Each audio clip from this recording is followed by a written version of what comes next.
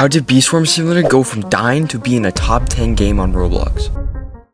Before we get into how Bee Swarm Simulator randomly exploded in players again, going from barely 10,000 players to over 200,000 players average, we need some backstory because this game's history is actually kinda wild. Bee Swarm Simulator was created back in 2018 by one single guy named Onet.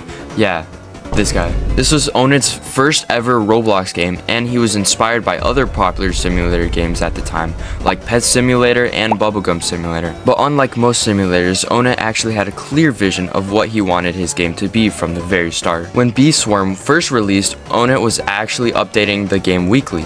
New bees, new mechanics, new features, almost non-stop.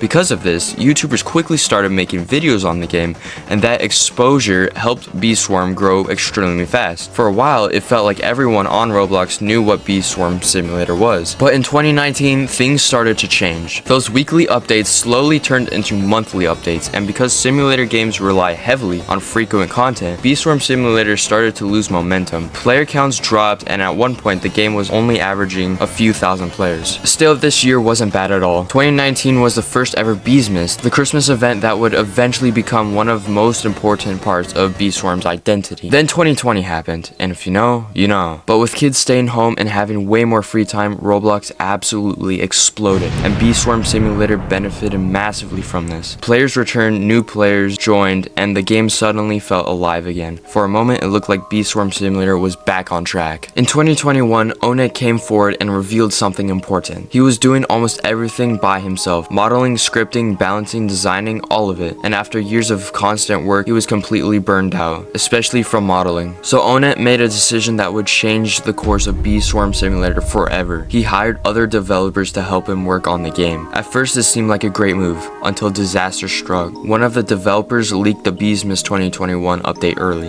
Onet did not hesitate. He fired the developer immediately, just straight up kicked him out the door. After that incident, development slowed even more. By 2022, Bee Swarm Simulator was in a rough spot. There's only a few updates and barely any new mechanics were added. Most changes felt small or repetitive, and players began openly complaining about how slow development had become. The game was still alive, but barely. Then came 2023, which might have been the quietest year in Bee Swarm's history. There was only one major update, everything else was just bug fixes, balance changes, and tiny tweaks. At this point, many players generally believed Bee Swarm Simulator was done for. In 2024, things finally started to pick up again. There was way more updates than previous 2 years combined. We got things like the golf mechanic, Beesmas, and more quests and event-related content. Some players really enjoyed these updates, but others felt like the game was just recycling old ideas instead of introducing brand new mechanics or major expansions. Still, something interesting was happening behind the scenes. In 2025, the updates slowed down again, mostly mid and late year patches. And yeah, we got Beesmas. But here's the weird part.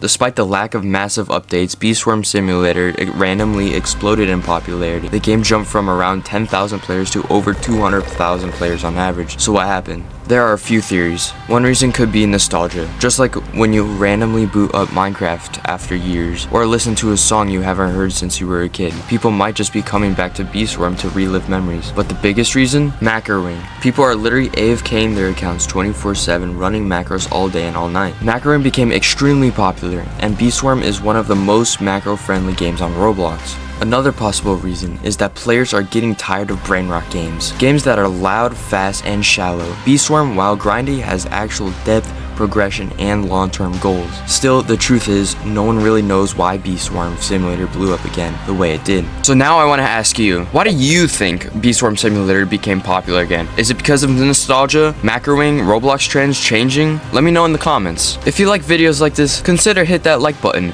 because this video took me way too long to make.